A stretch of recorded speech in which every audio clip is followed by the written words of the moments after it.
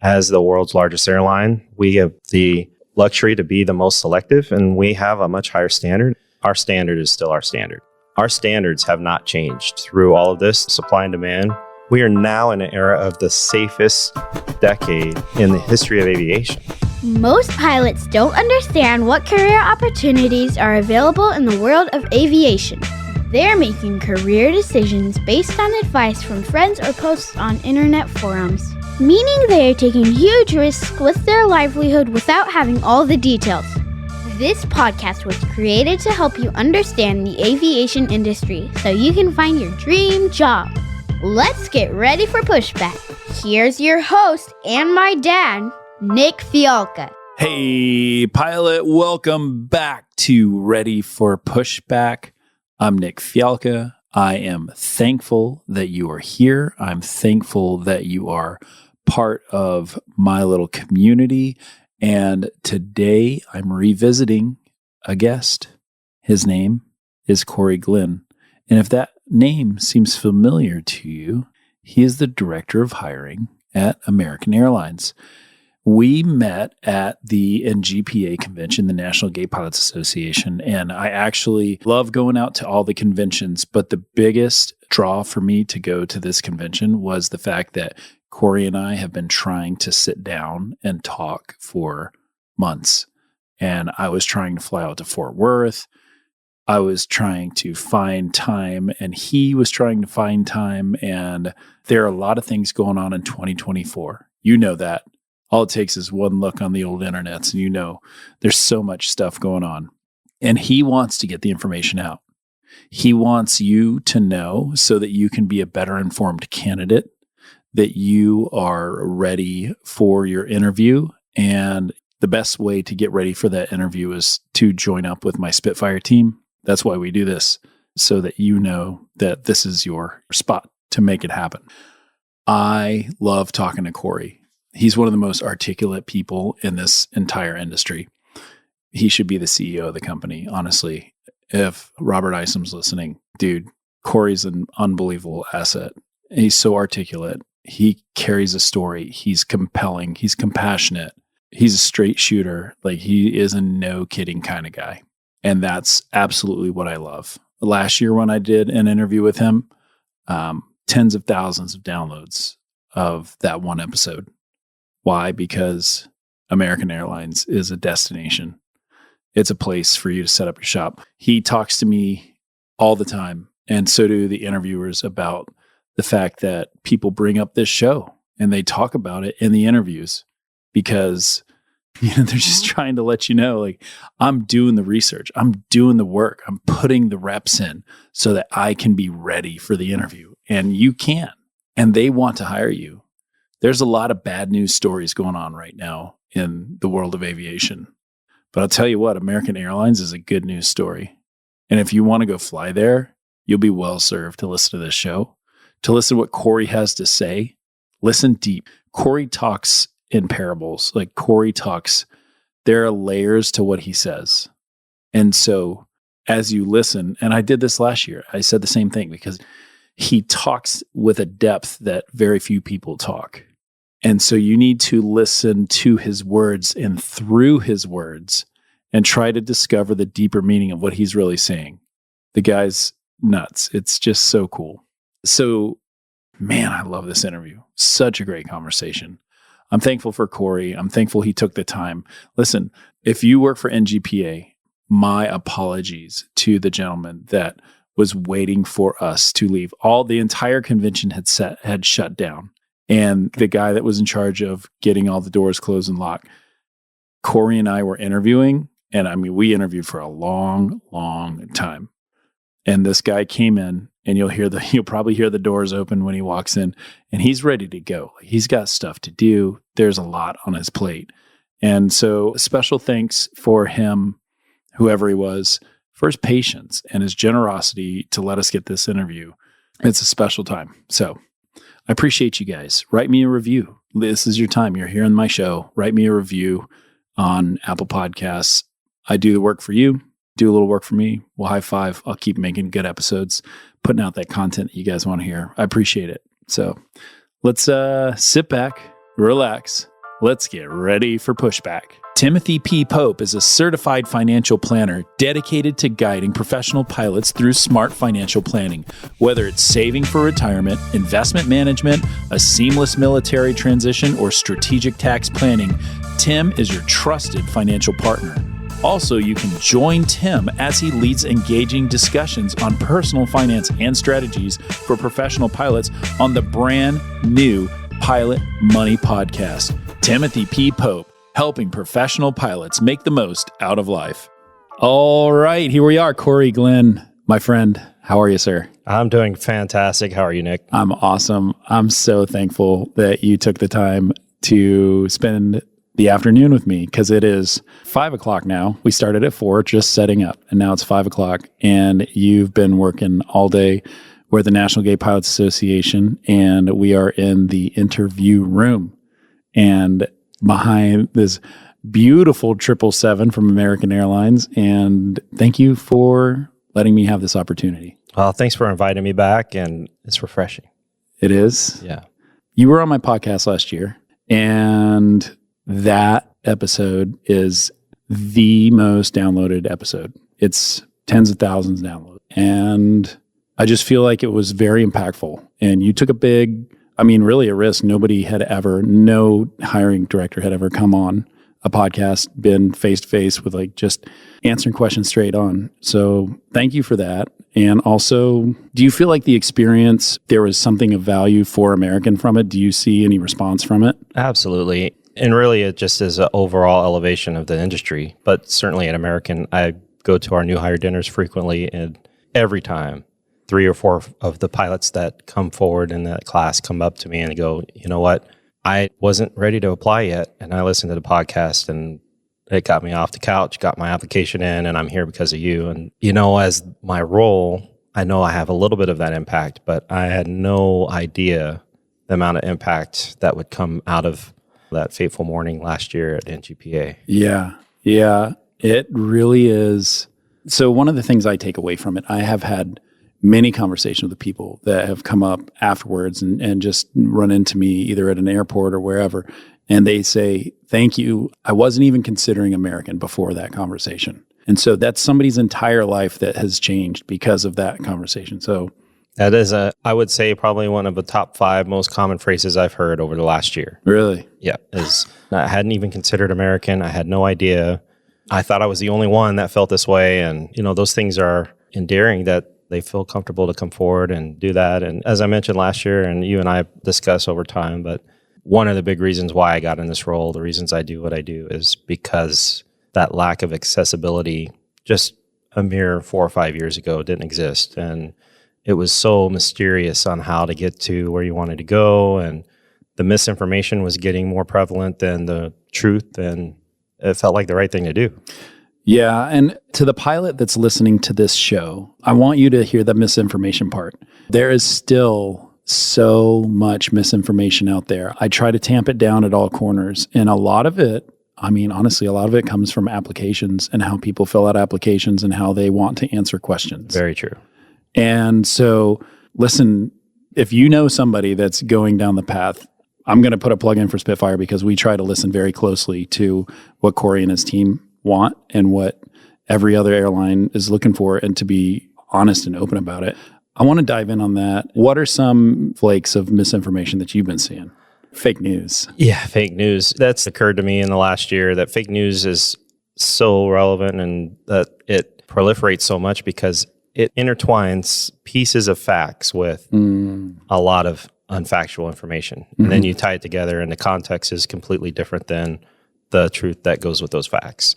And some of the big ones are looking for the fast track. And also what I see a lot is the current generation, both the tail end of millennials and Gen Z folks, do a lot more getting their advice in echo chambers versus the way that I was brought up was, you go to your mentors, you go to the people who've been there and done that, and they're the ones that hold the way to move forward.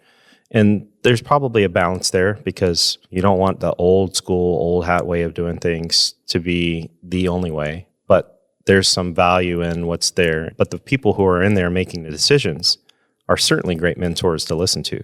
The people who are in there in the conversations with those folks are probably great people to listen to. Getting into these echo chambers or forums or little side chats and all of these things that come up, and then you're listening to your peers are competing for the same spot you are. What makes you think they're going to help you get to that spot before they do? They're probably not. And that allows tangents and deviations from the fastest way to get to places. I'll also say that in the pool that I swim in the interview prep world and the coaching and advising world, I mean, there's a lot of risk in advising. You're giving people your thoughts. First off, there's no qualifications. There's nothing that makes me qualified to sit here and ask you these questions. There's nothing that makes me qualified to give people advice on what they should do and how they should fill out an application or what they should put on a resume or how they should make a modification. And because of that, I certainly think that I do a lot of things to make myself smart on what we do. And so that's why I keep this, and certainly have not been perfect all the way, but I certainly learn from all of that. And there are people out there that will take your money and they'll give you a hot take. And I hate that. It makes that's why I do this podcast, so people don't have to have hot takes. So I can dispel every stupid piece of advice people get.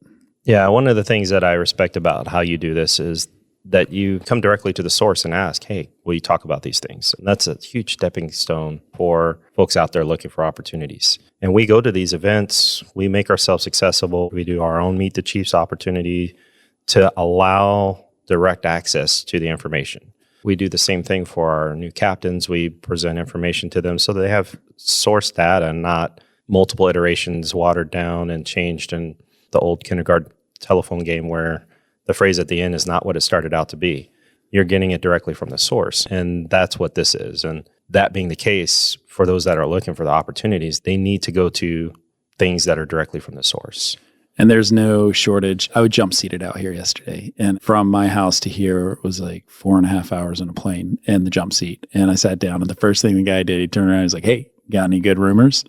Right. And that's just it. And you certainly, those company rumors are very funny and things, but people take that stuff seriously.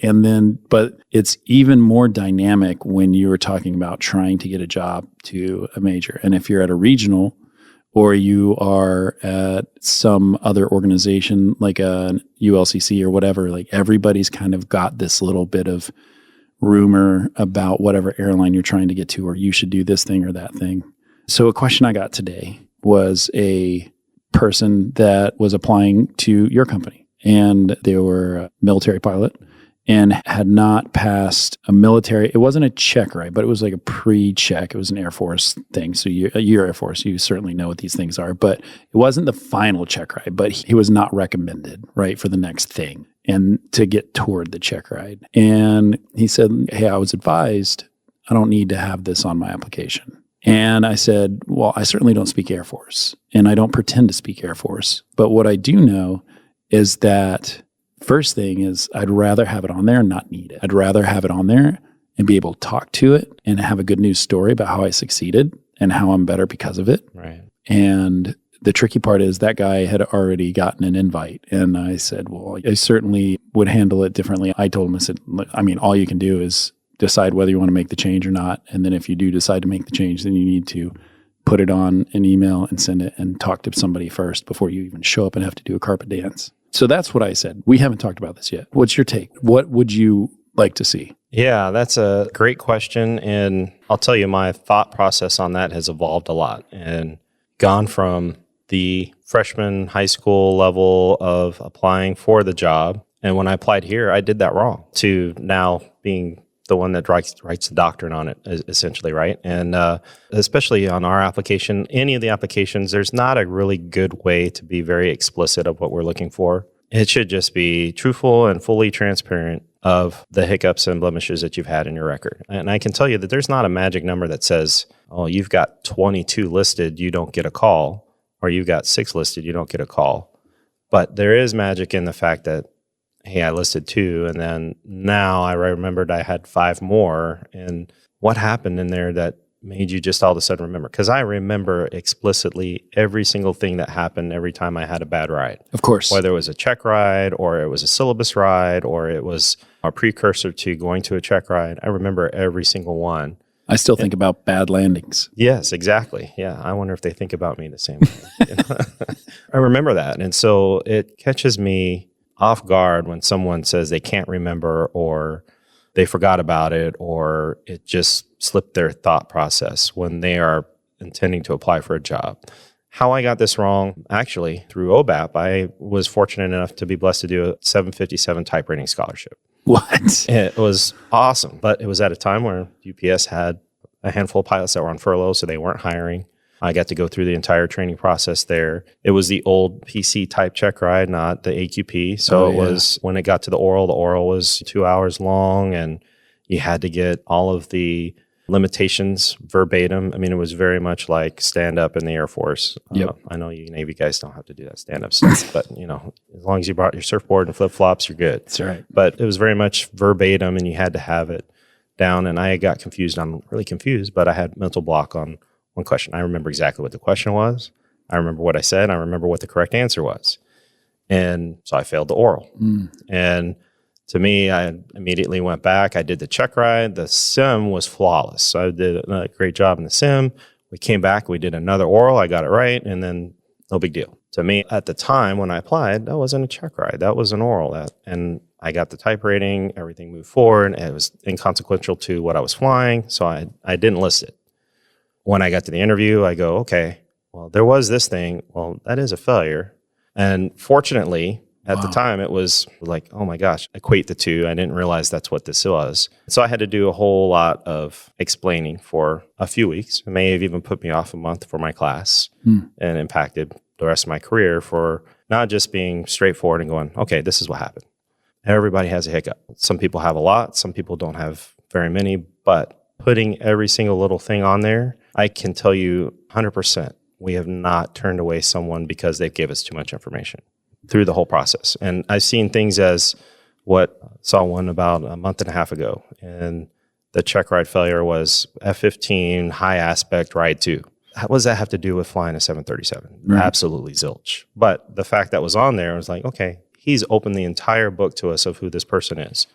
Gave us a lot of confidence in the character of that individual and his integrity. And guess what? He got a job on the spot. So those things make a difference. We see a lot more folks trying to bridge the gap. And it's not just one piece of oversight. It's multiple pieces of oversight. And a lot of times the response then becomes, well, I didn't know it was on my record.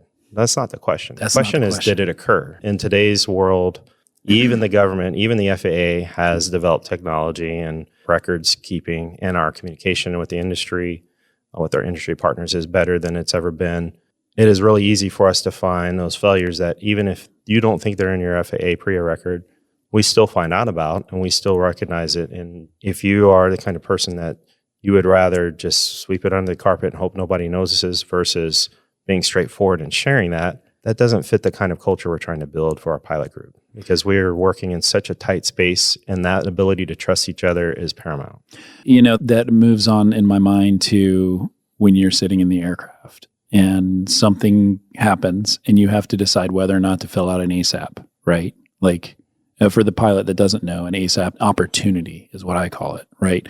It's a form that you can fill out where you can tell on yourself, basically. You can say, hey, I did this act. It was either unsafe or out of standard, or I didn't follow procedure, or whatever it is. And once you put that in, it's reviewed by the company, by the union, and by the FAA. And the reason they do that is because the goal is to collect data so that they can make things better. If you're messing it up, somebody else is probably messing it up. And so I certainly, I'm a new captain at my airline, and I've certainly been in situations where you could go either way. And I always think that it's safer to do that. But I also wouldn't want to, I think about filling out that application and whether or not that's a thing you should write down, and then living with the anxiety of am I going to get found out? Because that's a real thing. And that's I couldn't. I had to like write everything down. I was like, I'm never going to get hired. Here's how terrible I am, right? Yes, exactly. And it is a much more uncomfortable conversation to have. As comfortable as we make our process at American for the interview, that discussion becomes uncomfortably very quick for both sides. It's for us as well, very uncomfortable to have those conversations. But it becomes a lot more direct and pointed and trying to decide, how did it become omitted? Was it truly accidental? And again, I'll reiterate, as a pilot, and as most pilots are, we're very conscientious of those things when they occur, and probably spend a little time obsessing about them after they do, to the point that they're ingrained in our memory forever. Yeah. So I'm glad to see I'm not the only one. You're not. The bad landings, I've never had one, but I can't relate there. You've heard about them. I've heard about them. I've been in the back and experienced one as a passenger. I was probably flying. Hey, pilot, did you just get a new conditional job offer? Are you getting out of the military and going to move your family across the country? Are you going to move in base somewhere? Or are you going to go out to find that second home that you've been looking for? Well, I want you to stop right now, pick up the phone, and call Marty and the team at Trident Home Loans. It's an organization that's run by pilots. They understand pilot pay. They understand contracts. They understand military. They have the best VA loans in the United States. Marty and his team have been doing mortgages for years. They've been doing my mortgages for years. I trust him and his team more than any other organization. I challenge you to get a better deal anywhere else. Go ahead, reach out, get a mortgage quote, and then call Marty and his team. They will walk you through the process and show you how competitive their rates are. So go right now, TridentHomeLoans.com, and check them out. How about logbooks? Oh my goodness. They're good. Everybody's good, right? I have every single, I was never a junior person to have a junior logbook, but if I had an opportunity to get a junior logbook, I could promise I could tell you exactly where that is. Is a junior logbook a thing for a kid? It's kind of like your trading cards. Okay, yeah. It's a thing that American, what we've done in the past is we have these books, and every time you go fly on an American flight, you bring it up to the front, the captain, the first officer sign it, put the tail number, the route, the duration, that type of thing on there. I love it. For a second, I thought, do I need to get this for my kids? Like, better. Yeah, I should. Yeah, add it to the cards. There's no, 2 images on there or anything like that. But, those are the old but they ones. are cooler airplanes. I like that. I can't argue. So when you said junior logbooks first, I thought like when you turn 16 and you start flying, like maybe there's a different logbook. But there is also that Young Eagles logbook. I've seen those come in. That's amazing that somebody has kept on to those things. But having logged that time, it's become a huge thing. There was a time not very long ago where it was an anomaly for someone to not have a piece of their flying history or records, whether it was military or civilian. And now it's becoming a lot more prevalent. I mean, the amount of logbook tragedies I've seen in the last 6 months eclipsed the amount of logbook tragedies in the history of aviation. Like my wife ate it or my dog burned it? That's exactly right. My ex-wife, first we had a flood in the basement and then she burned them. Wait a minute. Or I left it in the car and the car got stolen. Or my old company still has them. Or the big one that I'm getting a lot and gets a lot of pushback is the military's gone to digital records. You still go and you certify them. I mean, the military still prints out everything that's digitally kept. So we're very aware of the technology evolution. And we still require hard copies to come in because that's our ability to validate that. There's lots of behind the scenes reasons why we need to validate that time, not just proving that the time that you claimed on your application is what you've got in a logbook. And there are some logbooks that have burned up in a house fire. There are some logbooks that have been shredded by an ex or stolen in a car or whatever. But generally, there's records that go with that, whether it's the insurance claim for the fire or the police report for the theft or whatever. There's things to validate where they've gone. And then there's a pathway with the FAA to certify that that's what's happened. And that information is required beforehand. We put all that information out there. Your company, Delta, does that. United does that. All of the major carriers out there put the information out explicitly of what we're looking for in advance. And this gets back to the transparency piece where if you plan to come in without having everything that's on there, you should have everything that validates why you're coming in without that piece of documentation. Okay, so I really don't know this. So if let's say I didn't make an excuse. I lost my logbook. I don't know where it is. I can't find it. Is there a solution for me or am I out those hours? There's a couple solutions. So Okay. there's a way to recreate your logbook in some regards. If you don't know that time, there can be a position where it's a tough bridge to cover. If you can't recreate that in an official manner, and logbooks, by the way, you sign every page. It's not just you print it off of Logbook 10 or Log 10 Pro and this is my logbook, or hey, I made an Excel logbook and this has got all my flight time. You have to document it officially, sign every page, make it fit the description that the FAA requires for logbook. I actually, hilariously, I have an Excel spreadsheet logbook that I have my original logbooks, but then I digitized them, I don't know, 8 or 9 years ago. And like it all adds up. Like I made sure each line I spent, man, I was talking about obsessing. Yeah. Like I obsessed. And then I printed it out and I like figured out the format and I signed every page and I bound it and I made sure all the additions are correct and all the things.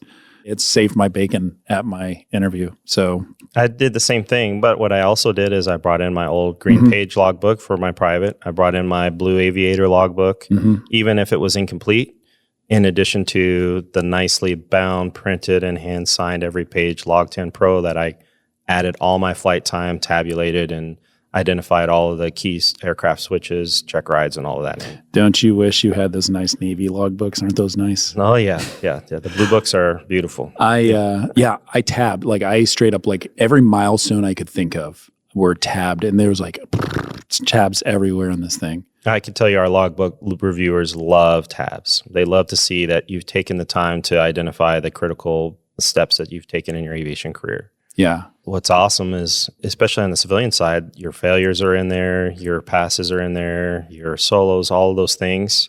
And that is extremely helpful in the process because I'll let a secret out. We grade the logbooks. The logbooks carry a percentage of weight of the overall experience of whether or not we're going to hire somebody. You grade them like how well they're kept, or you grade them as how many hours you have, or? We grade them. Oh, damn. Well, that's cool.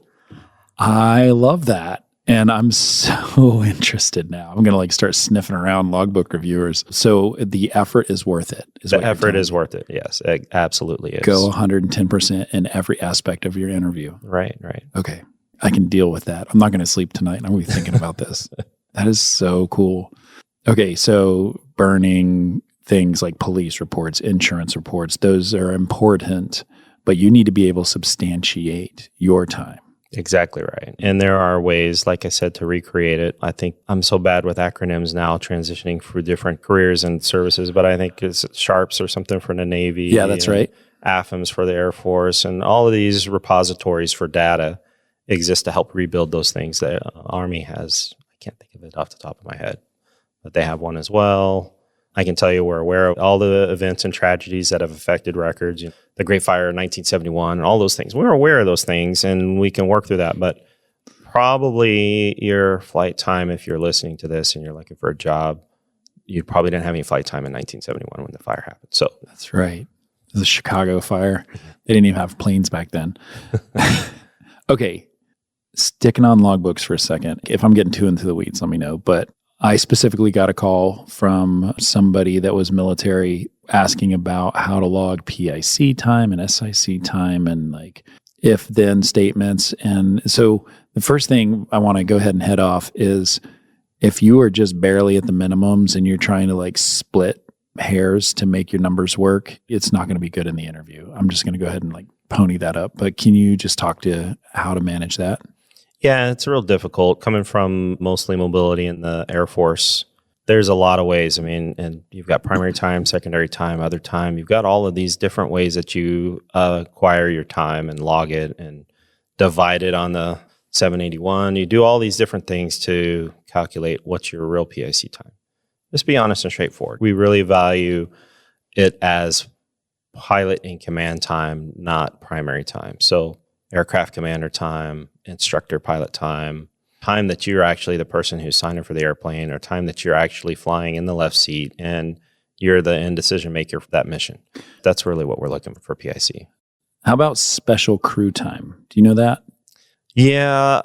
That's like NFOs, like backseaters and flight engineers. Yeah, that's a tough one, but it really doesn't fall under primary, secondary, dual, or any of that. That is really... Are you at controls or not? Right, exactly. Right. Now, what I would say is that even though that time is not loggable in the way that we measure, there are opportunities to include that time in other areas on your application. And I can tell you factually that we have hired pilots at lower thresholds that we believed were competitive because they were instructor navs, they were instructor RIOs, they were instructor WIZOs or CISOs, and spent time as a consolidated crew member, flight engineers, where they are part of the active crew, NFOs on the P3s and P8s. They do a lot of the mission planning, mission commanding. All of those components are transitional, and you can apply those as a pilot here, but it is not equated to being at the controls. So we do look at that. We do value that. Similarly to previous discussion a little bit about rotor time, there are some skill sets that when we see a transition to actually flight time and we see a little bit of, we'll probably bring someone in a little bit earlier than they normally would had they not had that experience. Yeah. And so I want to say this so you don't have to, for my helicopter guys and girls, like there is no rotor transition program at American Airlines. There's an opportunity to go to the regionals and work there and get your time there. And everybody kind of throws up their hands. And I want to say from a guy that's done it, right? This has been my path. It's a supply and demand function. And if the goes intos are not as big as the goes outs, like, yeah, we're going to adjust the levers. But right now, and for the probably foreseeable future, it's not that you don't love them less. It's just that like this is where we are and this is what the requirement is. So market value, that's what it is. Yeah. And for flying fixed wing and turbine, multi-place, multi-seat, that experience is where the market is right now. Yeah.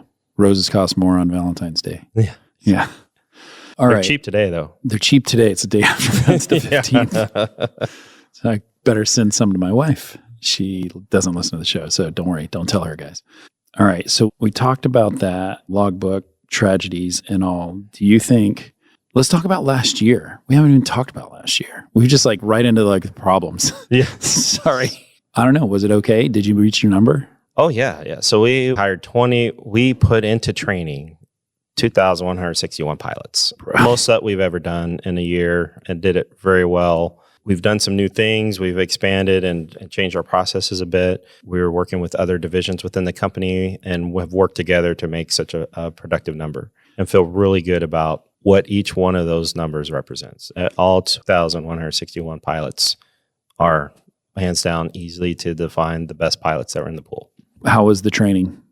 Successful? Training is successful. Part of it is AQP, right? Everyone is much better building block process and trained to proficiency. But another part is that everyone comes in with the right mentality and prepared, and the tools and resources that we provide. And I can tell you that going through the training itself is second to none. I've been through training at a few different airlines. I've seen what it looks like, and I know what that looks like and feels like. And not unlike our interview experience, the experience going through our training program is warm, heartfelt, compelling for success. And see it, folks come out, they go through, our average IOE time is right at the minimum IOE time required by the FAA, which speaks volumes about how prepared they were when they went to the line.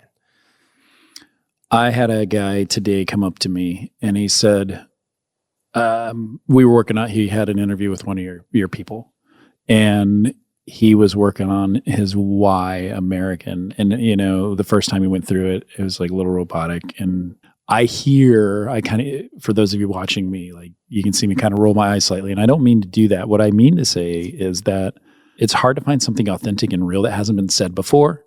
And so I started kind of pulling out his conversation about, well, you said you have a friend that works for American. And I started pulling, trying to dive down on who that person is and why that's important to him. And he said this guy had a job offer at American and he had another one at another major. And he was initially leaning toward that other airline. And he said that the communication that you guys provided from the CJO on until starting training was so much more, and he felt so included, and he felt like part of the community, that he was already there.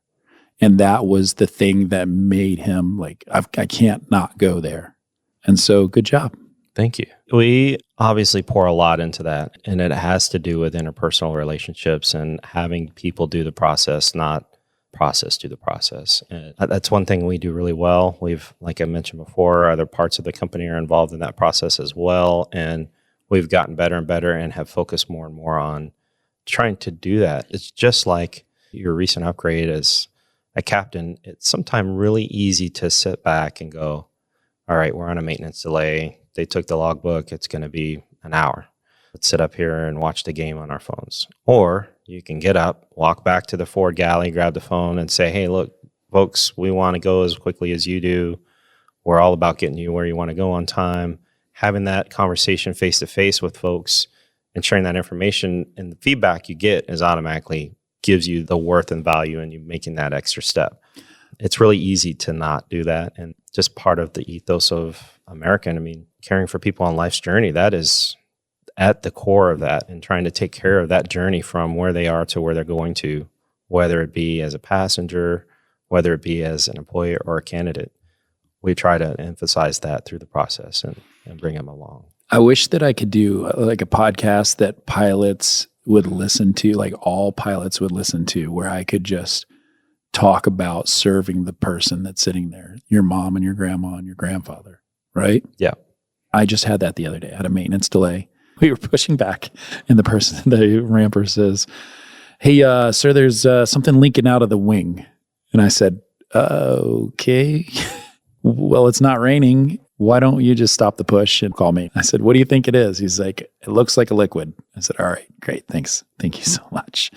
And we ended up taking a maintenance delay, and we ended up switching planes and like all the things that are going to make it miserable. But I start off my flights every single time with talking to everybody at the gate. And I pick up the microphone, I have a conversation, and I tell them, I would love for us to leave early. It would be great to get down to Orlando early. And so if you guys can join me and be part of my team, probably the biggest choke point is getting your bags in the overhead. So if you guys can do that and sit down and meet your neighbor and chat with them, that's great. We're going to make sure that up front that the plane is safe and that we can get you there and that we load all your bags down below, and we'll just get it done and work as a team. And if you guys can give us a little grace, because there's a lot more of you than there are of us, then we can give you professionalism, we can give you courtesy, and we can give you safety. And we're happy to do that. And that starts off everything. And so when I told them that first maintenance was coming on board to check out one of the systems, and they gave me a little grace. And then when I said, hey, I am so sorry, but we're going to have to switch airplanes, but we've already got one. The gate agent's going to handle us. We're going to get over there. I'm going to get that one ready, and we're going to get out of here quickly. We already know how to put our bags in the overhead, so we can do it. We're going to be good. And, I'm probably digressing a little bit, but I want more of that. I want more. I want to grow that. So as I'm kind of just saying this so that the pilot listening is going to do that at American and going to do that at where they live, because that's important. It is. I didn't start it at American. That was who I was when I became a pilot, and that's what I embody throughout my entire career. Yeah. And that piece, I'm not the only one. You're not the only one. There's a lot of us out there. That's one of the things that we really look for. And I'll kind of tie onto that. For me, when I think of a good flight, and I think anyone listening probably can relate to this, when you think of some of the best flights you've had, you don't remember if it was, if it was a Delta flight, it was always light chop. But for anyone, you don't remember what the turbulence was like. You may or may not remember the landing. You may not remember you were on time or not, but you do remember how you were treated on the flight. And I can say wholeheartedly, the best flights, compliments I've received from passengers deplaning, were on what I would have considered the worst flights. The ride was horrible. We were delayed. We had all kinds of issues. We showed up late. It was at, dark 30 at night. We're all tired trying to get ready to go to the hotel, and the passengers are getting off. What a great flight. What a great flight. And I know immediately after the first flight, especially if I'm flying with the same flight attendants, that the flight attendants are a big part of what made that flight better. And when I expand that, the people who were responsible for that flight are what made that flight better, not the actual conveyance. And we play a big role in that. And that's a transposable skill set that applies through everything. I can tell you, I'll tie this back in. We have folks that are marginal, or they may have a marginal record, or they may have a marginal interview because they can't quite get their point across. But They give grace to my team. They are very friendly, very professional in the way that they treat the people they interact with. And somehow that's enough to tip the scale in their favor. And we also have some that do well, and then they don't treat those folks well, and they don't show grace, and they don't fare as well as the other folks do. That is, yeah. I just think about every time I've ever been at a space to go interview, and just I see it. I can see it walking around the floor today, and I was just standing back watching. I have the advantage because I can watch. I'm not in the hunt, right? And so I can see the people I can see it in their smile. I can see it in their interaction, and I can see it being reciprocated by the interviewer. And so that's so real. I love that. I want to talk about next year, but before I do, I want to dive down. You and I have been kind of talking about this weird time that we're in and we talked about it on the last episode, but I want to bring it up because it still needs to be addressed again. And the diversity, equity, inclusion part of where we are. I'm certainly aware that I'm a white guy from North Carolina who grew up in the United States. Yeah, my dad's an immigrant, but I had a lot of things going for me. And I certainly hear people rattling their swords on the internet about, I think Rob Schneider did a sketch about a company hiring the most diverse candidates. And he, his joke was hey, I don't want that. I want a good pilot. But that doesn't, that 1 + 1 doesn't equal 2. And it really, that really pisses me off, and it really is frustrating. And I just, most of the pilot group are white men, most of them at every airline, the end, period, in the United States. The passengers, when you take a picture of a cabin, they're not mostly white men, right? It's this huge conglomeration. And I think that we have an opportunity to change paradigm without being exclusionary, right? I don't know. I have such a hard time. The people around us now are awesome, and they're awesome pilots. They're wonderful people. And how do you're the director of hiring, you answer the question, not me. I don't have to fumble my way through this. It's so hard. I'm always uncomfortable talking about it. I'm lucky to be a white guy, I guess. But I love the fact that I get to fly with people that are different, whether they're black or women or trans or whatever, or an immigrant. I talked to a guy from Iran today. Yeah. I mean, I talked to a trans woman who wants to be the first trans person to circumnavigate the world. That's so cool. Go for it. Be it. And just be a pilot and have be a human. So I don't know. I'm rambling on, but what do you say? I don't know. I want to say, what do you say to them? I want to say, how do I manage it? Yeah. It's so much packed into 3 letters, right? Damn. DEI covers a huge spectrum. And I'm always cautionary about using terms like that because what it means to you might be a little bit different than what it means to me. What it includes to you may be a little different than what it includes to me. And it is, when you start using that, you have to assume the person you're having the conversation with doesn't define it the same way you do. But there is also kind of a social definition. You have to assume that it's at least that. And it's frustrating. I'm sure plenty of people look at me and see me as a DEI hire. I like to think I do a pretty good job of what my charge is and what my responsibility is. I know I'm a good pilot. I know I'm highly qualified, and I was more qualified than other pilots that I've hired or have been hired before me. I also know that being acutely involved in selection process, hiring process, career development process, and a lot of initiatives both on the military side and on the civilian side, that there are a lot of things that happen simultaneously, and the easiest thing to do is to collapse them down and say they're all intertwined and related. I'm here to say my perspective and my belief is they're not. You see in some regards that some of the standards and some of the bars of competitiveness have changed at some of the carriers. And someone tries to draw a correlation and say, well, that's tied because they're trying to diversify and they've got these quotas or targets or agendas. They're not related. I mean, you look at the environment we're in, you look at the percentages, they're not any different than they were. The standards haven't changed in some regard other than hiring industry-wide. We hired almost 60,000 pilots last year. Yeah. Holy hell. Okay. Of that, less than 30% of them or what would be considered DEI folks, which means 70% of them or more were white men. White men. Now, that's not to say that those white men didn't have some other qualifier that makes them diverse. There's no reason why they're not equitable or included. But when you look at that, the standards are the same, but the access is not. And that's really where the DEI initiative comes in, is putting everyone on the same starting line. And then the finish line is still at the same point. The starting line's at the same point. The standard is the same. And the standard is standard across.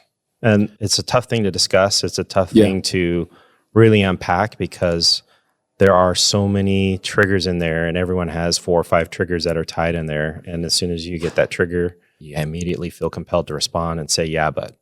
I'm better with a cigar and a scotch and an MMA fight going on in the background, so I can just really lose my mind about somebody like coming after me about that. Here's what I've been thinking about. And why this argument is foolish.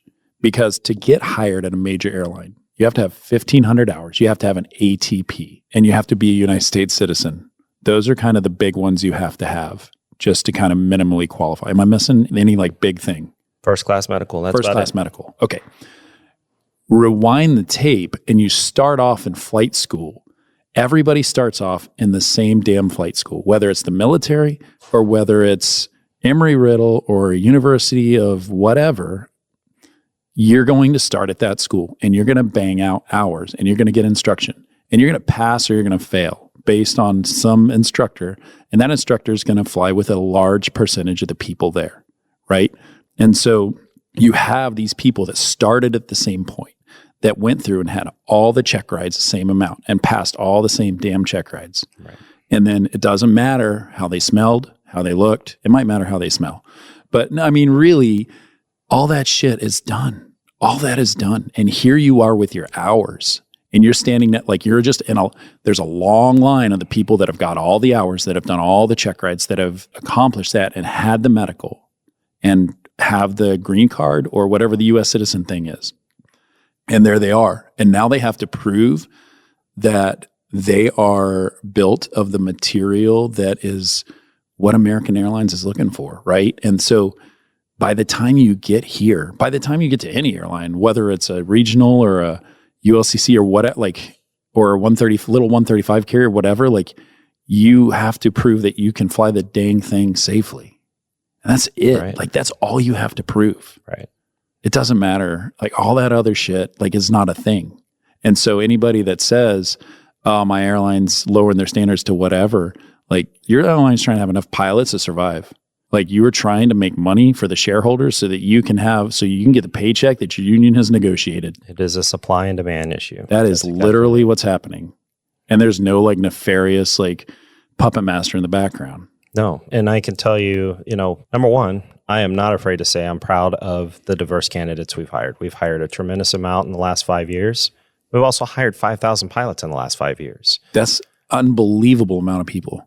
And every one of them are extremely qualified, overqualified to the most part. What I'll also say is there are every week someone looking for trying to help someone get an opportunity before they are at the normal standard. Mm-hmm. I'm one of them. Inevitably, it is it's someone whose child, nephew, niece, brother, sister, spouse, they want to help them get the job. And because of their relationship with that person, not because of that person's qualifications, they feel entitled that person should be able to get a job.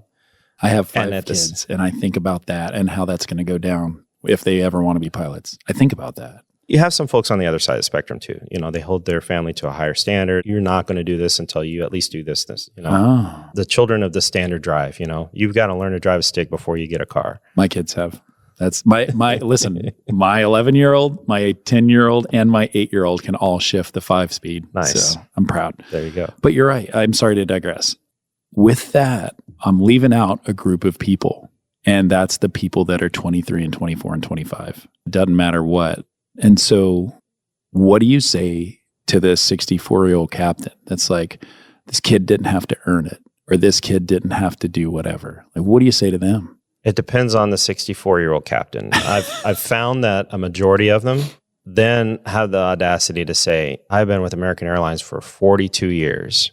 And, back when I did it, also, you were 22 when you got hired, and you're giving this kid who's 25 a hard time, who had to get 1,500 ATP. Oh, and you came here with a commercial rating and 250 hours? Yeah. Well, yeah, but I had to sit in the panel for 16 years.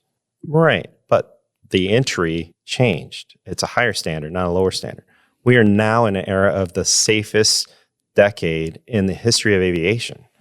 Even though it's more diverse, it's arguably, it's not 10 times, 100 times, 1,000 times. It is like 22,000 times safer than it was the decade prior. Wow. It's incredible. It is incredible. For people that are out there trying to draw lines of connection from diversity, equity, and inclusion to where the industry is today, you can't overlook that at all. You can't. Yeah, it's way safer with more people of color is what we're saying. People that are freaking out about it. Yeah, it is. Transgender, women, immigrants. Yeah. All of those things, those folks all went through the standard portal to access this career.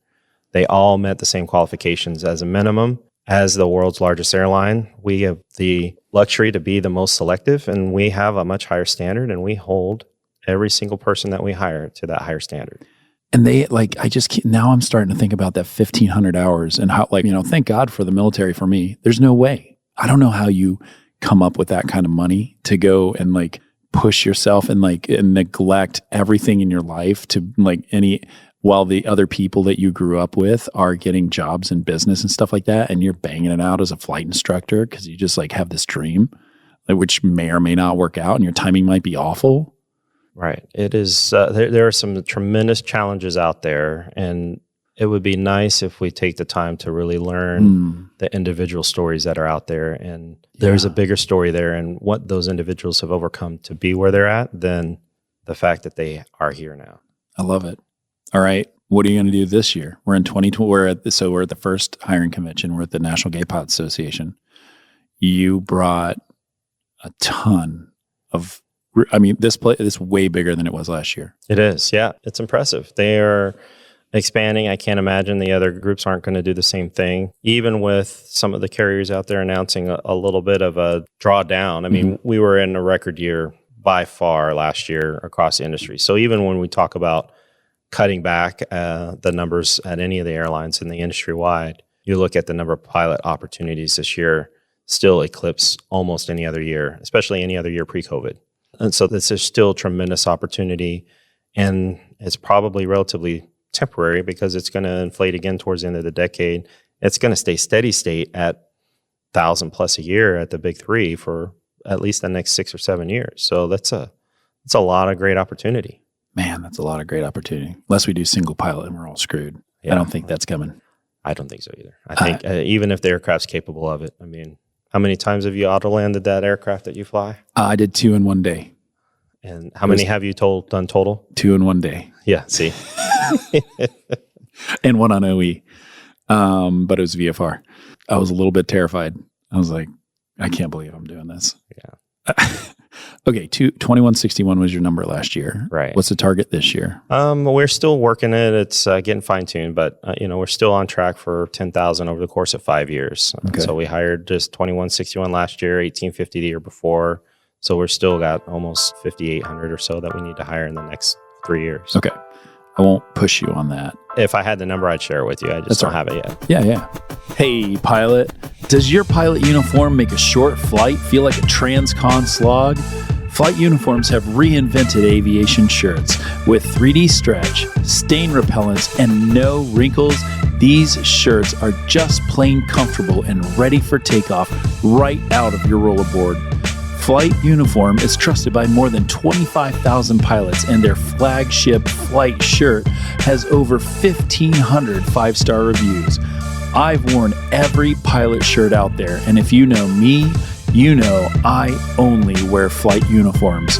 Be the envy of every cockpit at flightuniform.com and get a special podcast exclusive discount with the code SpitfirePod20 to take 20% off your first order. That's SpitfirePod20, all one word, for 20% off your first order at flightuniform.com. I would say this landscape is much more competitive than it was last year because last year was just a record year. Agreed. And it's interesting. Listen, it is so interesting from our tag, which was in October, I believe, until now we're in February. Like this paradigm shift that I have seen in the pilot group where all of a sudden they realize, oh man, I don't deserve this. Like I don't need to cross my arms and just be given this. Like I'm going to actually have to work for this. And there's this like flurry that I'm seeing and I hear it, I talk about it clearly. And there are you look at the softening of domestic demand, you look at the GTF engine issues and how that's affecting Spirit. You look at the other, like the RTP programs are starting to dry up. And so here we are in this very competitive thing. And people with lower times are having an even more difficult time getting in because that vacuum is not picking up hard enough. But are you guys changing any parts of the interview process for this year? Are you making amount of how are you, if your numbers, your number will be kind of similar, maybe a little lower, and you can be more selective. You certainly can be more selective. Right. And there's kind of multiple components of that process, right? And you've got the recruiting process, you've got the invite to interview process, and you get the selection process. What I will share is that if any of our interviewers are listening, they'll get a chuckle because what I always tell them, they hear from me all the time is our standard is still our standard. Our standards have not changed through all of this, through the supply and demand. We might have to work harder to dig deeper to find the folks that meet those standards, but we are still able to do 2161 to meet that standard. That standard hasn't shifted. So by being it's one of the hardest things about this position for me is to stay consistent, maintain the line that I drew when I took the role 4.5 years ago and keep that steady state. But that also allows for times like this to justify why we've kept it that way. Here's what's interesting. So before we got all these video cameras out and these lights and all these things, there was a captain that came up to talk to you about a candidate. He had a resume in his hand. You guys were talking. I didn't hear the whole thing, but I did hear, in my mind, it was like, this is our candidate. There's the pluses. Here's the minuses. What do you think? You make the final call. And that's what it sounded like to me. And I don't know what you decided if you were like yes or no or whatever, but it was kind of like Caesar with a thumb up or the thumb down kind of thing. It really was. But you chewed on it and you thought about it and you went, and I could see you thinking and kind of and weighing it out.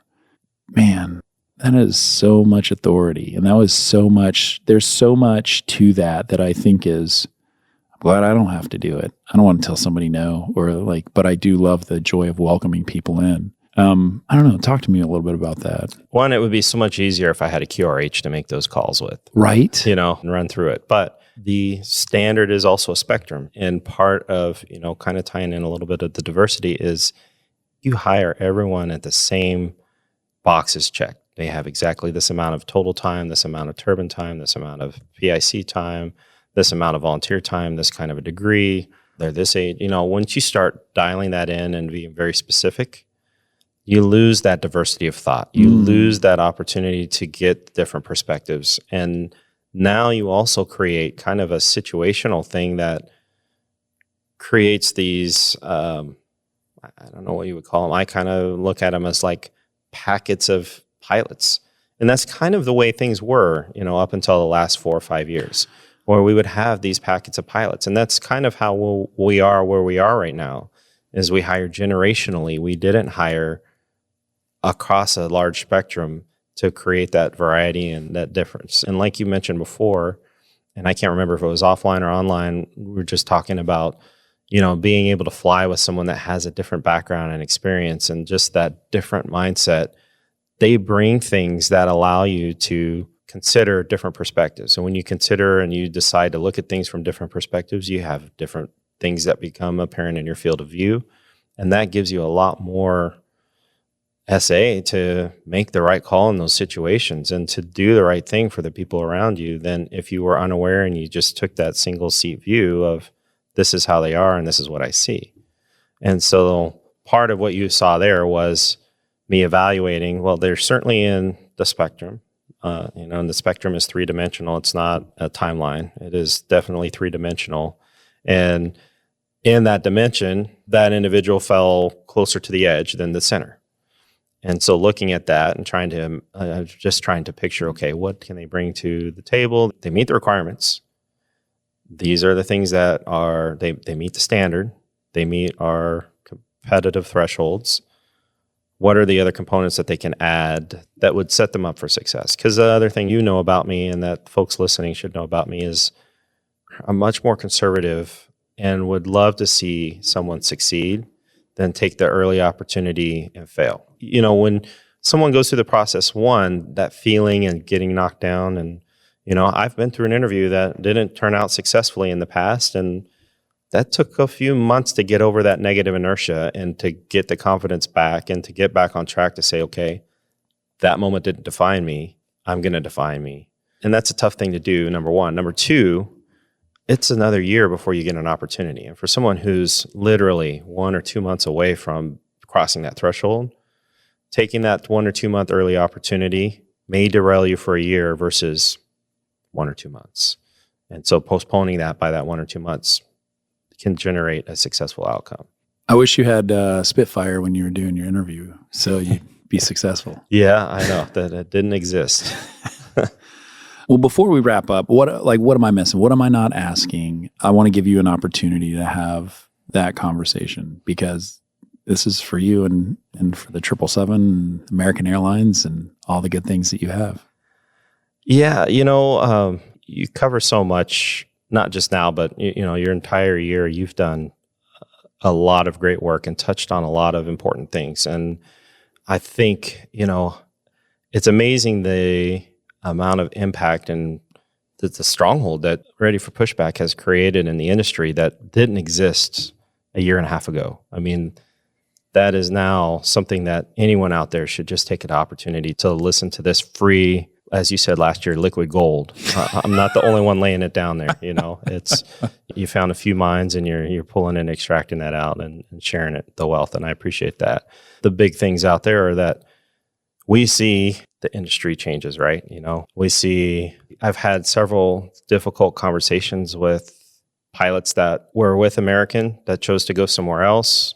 And then that place is now going through a tough time. And I kind of call it it's not really joking, but it's really the way things are. You think of the cycle and the sine wave of hiring and the economy of passenger service. It's up, it's down, it's up, it's down.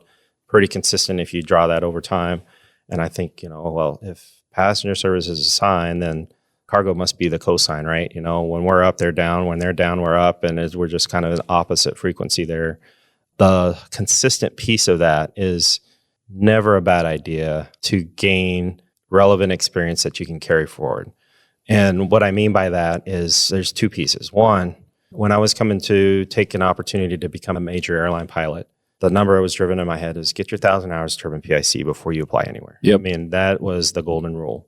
And the reason for that was not just because of the knowledge and experience you gain with that, but the marketability you have when the market's unstable. If you have to make a switch, guess who the first people to get jobs are? And when there's not enough chairs in the room, the people that don't have that time are the ones that don't end up with a chair. The people that do end up finding somewhere to go to make money as a pilot and have maybe not the career they expected, but still be comfortable. So taking those opportunities to do that. And the other piece is I see this thing happening with resumes and folks trying to make them more well-rounded and adding volunteerism, which is great. Doing things, they've gotten creative about it, right? We're in a time where we're doing this massive hiring. And so the first thing they do, they get hired at their regional airline. And then they do everything they can to get on the recruiting team so that they can go to these events and make face-to-face and network. And that's important, but that is not the critical core value of being a pilot.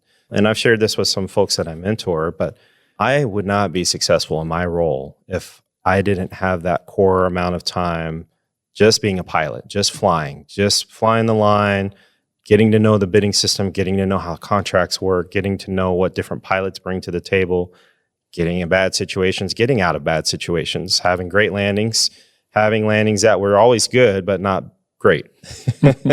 All of those things or things that allow me to be successful as an executive pilot in an executive role and be able to make these decisions. I didn't jump straight into pilot recruitment. I was a professional pilot for 7 or 8 years before I did anything recruiting wise. And I started really baseline. I worked with ACE academies. I worked at events. I volunteered back then. We didn't get paid to go man the booth. I would just go to the booth and stand there for free and pay for my own hotel. So things have changed a lot. But I had 7 or 8 years of being a pilot before that happened. When I came to American, the same thing. I would do things like go help out at OBAP for the booth. I might do 1 or 2 events, but primarily I was a line pilot. I became an interviewer, but I was still mostly a line pilot. Those things allow me now as a pilot in management to be confident and comfortable in my proficiency when I go fly, because I don't get to fly nearly as much as I want to. I still love it. I still wish I could fly more, but I can relate and I can stay proficient and I can jump in. And when I'm flying with someone else, there's a level of credibility that I bring with me when I come there because they knew I was a line pilot before. So folks that jump straight into, well, I want to polish a resume, and it's kind of what I mentioned before about trying to find these shortcuts. Take time and enjoy the fruits of your labor of trying to get the ratings and qualifications to be a professional pilot. And just fly the line for a little bit. Still do things to volunteer at the dog park or at the church or playing, teaching, coaching Little League. Or, if you're a member of NGPA or OBAP or Women in Aviation or PAPA or RTAG, contributing in those ways, but let that be ancillary and primarily focus on flying, because that core technical skill set is what defines your ability to expand into these other roles. So, I know folks that, the coup de grace of an airline pilot that wants to be a leader is like, well, I want to make it to be the VP of flight someday. Well, you're in an industry you're in an airline that has, for us, 16,000 pilots at any given time over the course of your career. The people that have come and gone, you're competing amongst roughly 25,000 peers for that one job. You've got to be exceptional. And I can tell you, at least for the ones that I've seen in there, they've built that time getting that credibility. And those ones that are successful are the ones that have taken that time focusing on their core skill set early on in the phase and are relatable, right? If you can't relate, at some point you're going to self-eliminate. I'm not trying to rhyme, but it rhymes. It's great rhyming. It must be getting late. Yeah. Dude, you're right. Don't sacrifice flying for volunteerism that's good, like something that's going to put you off the line for a significant, because you're really just trying to build your value and build who you are. And I love that. It is getting late, and I appreciate you, and I'm thankful. I'm thankful for your friendship. I'm thankful for your graciousness to talk to the pilot group, because, gosh, so many people listened to that last episode. And so you're doing great things in this industry, and you're leaving a big mark, and I'm proud to know you. So thank you for what you do for this company, for American, and for the pilot group as a whole. Thanks, Nick. I really appreciate the time and opportunity, and you are also doing great things. There's a lot of folks that have stepped up in a way that has never existed in the industry before. And it's refreshing to know that there's so many people invested in elevating the profession. All right, pilots, that's the episode. I hope you've really enjoyed it. But before you go, do me a quick favor, subscribe to my show and leave me a review. Give me a 1-star review if it was totally worthless. Give me a 5-star review if it was the most amazing thing you've ever heard. I want to hear from you. So if you can give me a review, subscribe to the podcast, make yourself a little bit better, I will be happy. You'll be happy. We'll keep crushing. I cannot wait to see you on the next episode.